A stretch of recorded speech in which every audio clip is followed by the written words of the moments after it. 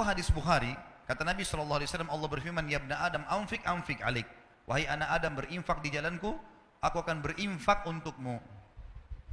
Teman-teman, Allah ini menjanjikan kepada kita, kalau kita memberikan kepada Allah atau berinfak di jalan Allah, banyak sekali manfaatnya. Ada hadis Bukhari Muslim berbunyi, setiap hari Allah turunkan 2 malaikat yang khusus berdoa. Yang satu mengatakan, ya Allah, lapangkan rezekinya orang yang berinfak, dan yang satu mengatakan, ya Allah, sempitkan rezekinya orang yang pelit perhitungan. Allah nggak akan kasih. Kemudian juga teman-teman sekalian, Allah membalas setiap infak kita itu minimal 10 kali lipat loh, 1000%. Kalau di masjid ini misalnya ada seseorang datang, orangnya kita kenal secara nasional, kemudian punya perusahaan besar, kemudian jelas ya, usaha-usahanya jelas segala macam, dan produk yang dijual juga menguntungkan, lalu dia tawarkan ke kita, nih siapa yang ikut investasi, misal 100 juta, dia dapat akhir bulan 100%. 100%, jadi 200 juta. Kita sudah kenal orangnya, tahu perusahaannya, tahu produknya, orang bahkan berlumba-lumba mau investasi dia tawarkan. Siapa yang mau berinfak, saya akan kasih 100% keuntungan. 100 juta jadi 200 juta akhir bulan. Saya yakin orang berlumba-lumba untuk ikut. Allah memiliki perusahaan depan mata kita, tanda kutip ini, tanda kutip, jangan disalahpahami kalimat perusahaannya. Allah memiliki ciptaan yang kelihatan depan mata. Pohon-pohon ini, kita sendiri, udara yang kita hirup, matahari yang terbit. Ini jelas depan mata kita produknya Allah ini. Allah janjikan teman-teman, siapa yang investasi di jalan saya janjikan 10 kali lipat minimal. Di dalam Al-Quran dikatakan, a'udzubillahi minasyaitonirrajim, man ja'a bil hasanati falahu asyru amthaliha.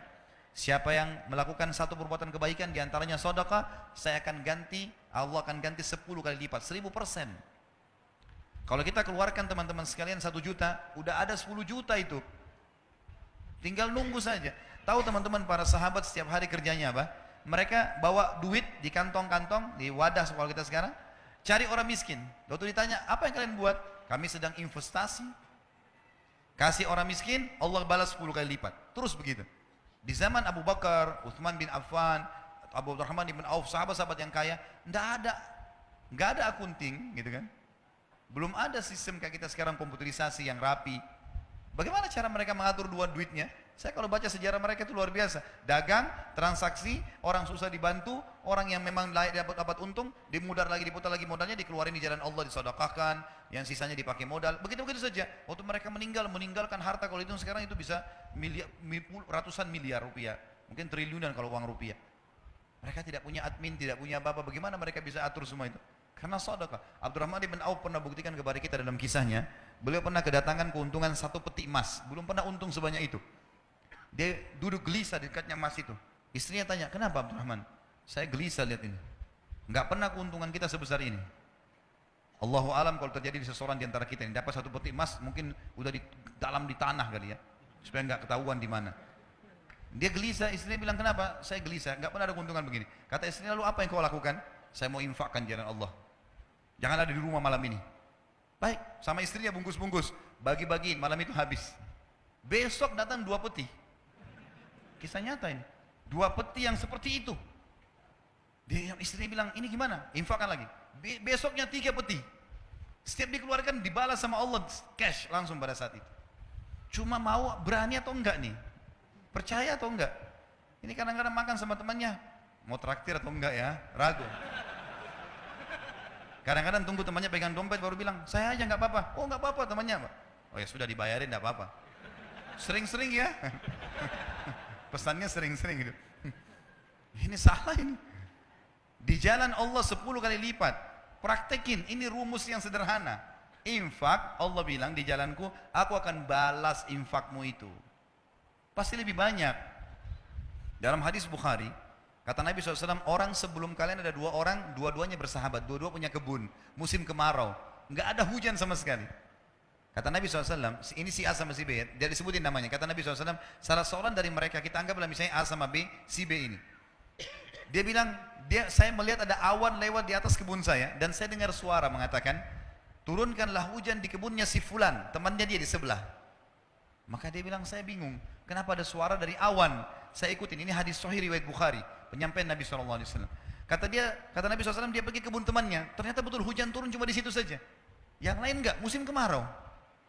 Lalu kemudian dia tanya temannya, apa yang kau lakukan dengan kebunmu? Dia bilang, hasilnya kebun ini saya bagi 3. Hasilnya saya bagi 3. Sepertiga saya infakkan dulu jalan Allah.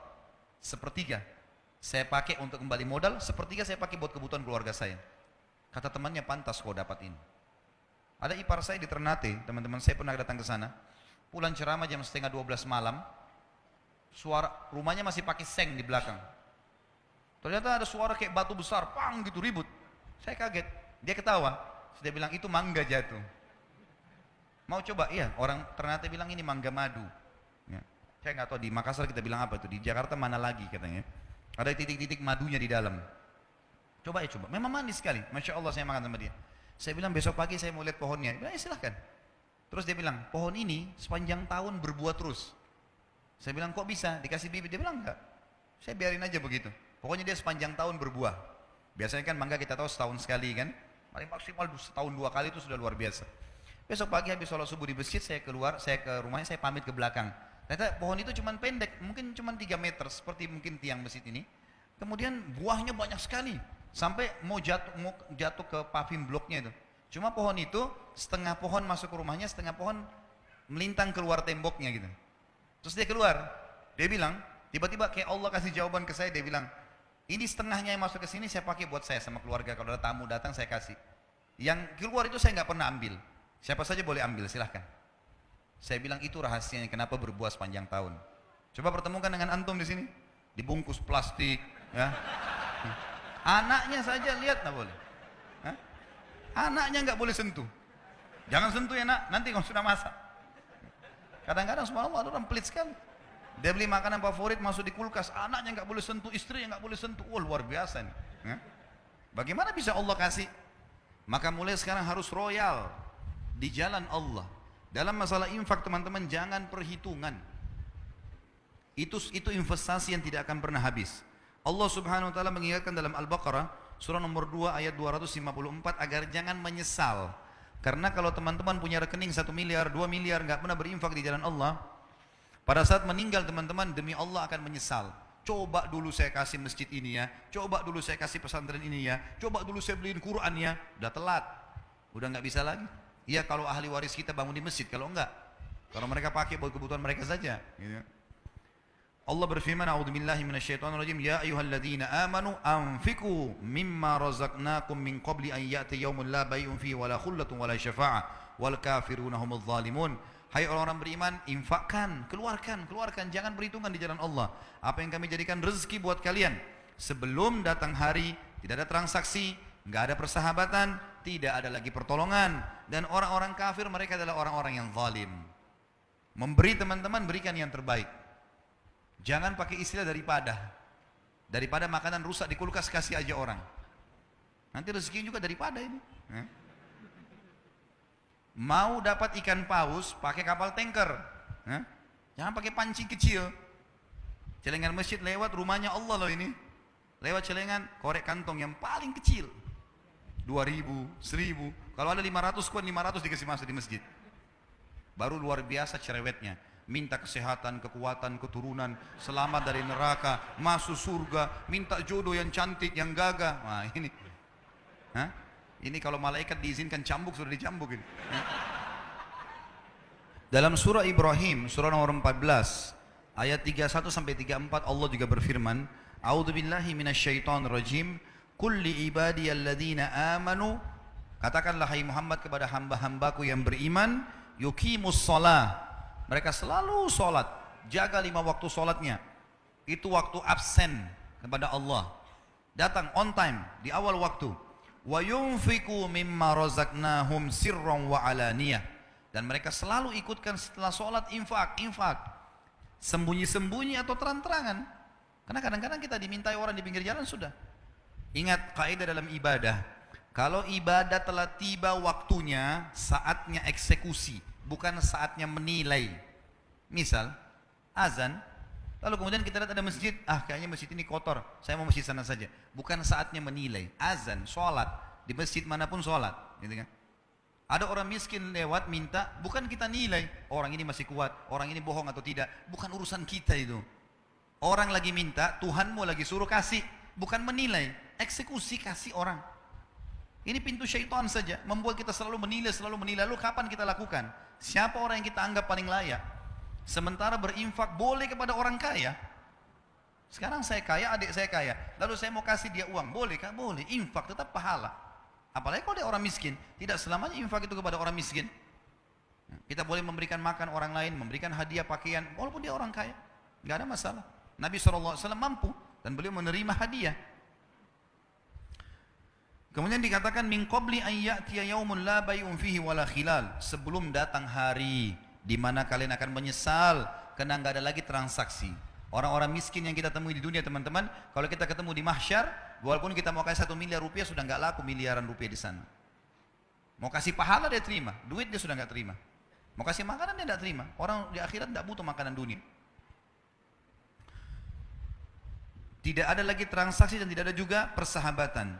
Lalu Allah menceritakan di ayat 32-nya Ibrahim, Allahul ladzi khalaqas samawati wal arda wa anzala minas samai ma'an fa akhraja bihi minats thamarati rizqan lakum. Yang telah memerintahkan kalian menjaga salat kalian dan menginfakkan apa yang menjadi rezeki buat kalian adalah Allah yang telah menciptakan seluruh langit dan bumi dan telah menurunkan air dari langit dan telah menumbuhkan dengan air-air itu buah-buahan sebagai rezeki buat kalian.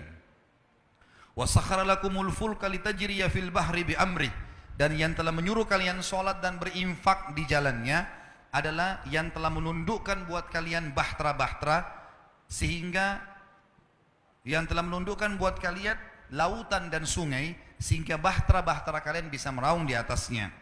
Wa sakhkhara lakumul anhar, dan telah menundukkan juga buat kalian sungai, jadi laut dan sungai. Wa sakhkhara lakumus syamsa wal qamara daibain, dan yang telah merintahkan kalian salat dan berinfak adalah yang telah menciptakan dan mengatur matahari dan bulan yang rutin, matahari pagi hari, bulan di malam hari. Wa sakhkhara lakumul laila wan nahar, dan yang telah menyuruh kalian salat dan berinfak adalah yang telah menundukkan malam dan siang. Wa atakum min kulli ma sa'altumuh, dan juga dia telah memberikan semua yang kalian minta. Wa in ta'uddu ni'matallahi la tuhsuha, kalau kalian ingin menghitung-hitung nikmat Allah, kalian tidak akan mampu menghitungnya. Innal insana la zalumun kafar, sesungguhnya manusia itu adalah makhluk yang zalim dan kufur. Tidak ada haknya dia, tidak ada hak punya dia di situ andil, tapi dia merasa dia punya hak.